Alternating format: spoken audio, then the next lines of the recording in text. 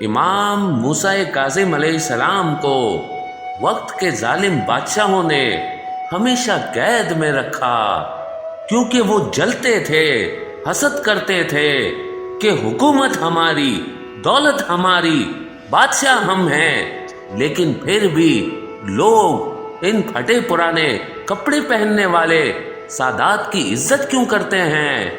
بس ایک مرتبہ بنو عباس کے ظالم بادشاہ نے سوچا کہ کچھ ایسا کریں کہ موسیٰ کاظم شہید بھی ہو جائے اور اس کا الزام بھی مجھ پہ نہ آئے۔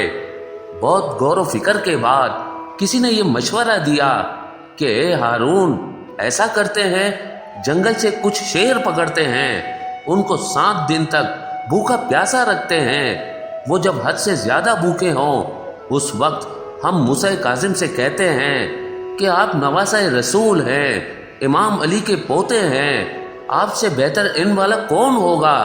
آپ ہمیں بتائیں کہ ان شیروں میں سے اعلیٰ نسل کے شیر کون سے ہیں؟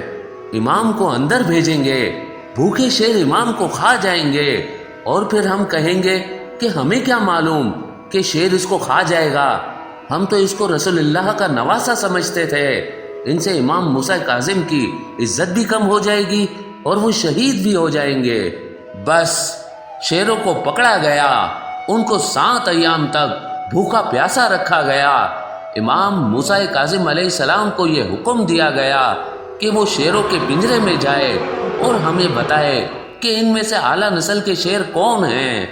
امام موسیٰ کاظم علیہ السلام کو جیسے ہی اس پنجرے میں ڈالا گیا، لوگ دور سے تماشا دیکھنے لگے۔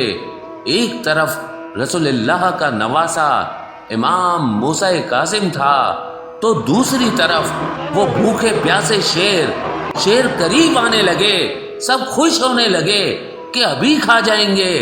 اتنے میں تمام شیر امام موسیٰ کاظم کے قدموں پہ سر رکھ کے تعظیم سے بیٹھ گئے، اور امام ان تمام شیروں کے سر پہ ہاتھ گھمانے لگے۔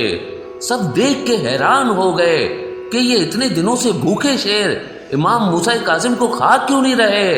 امام موسیٰ کاظم علیہ السلام نے اس بادشاہ کی طرف دیکھا اور کہا، عزت اور ذلت اللہ کے ہاتھ ہے۔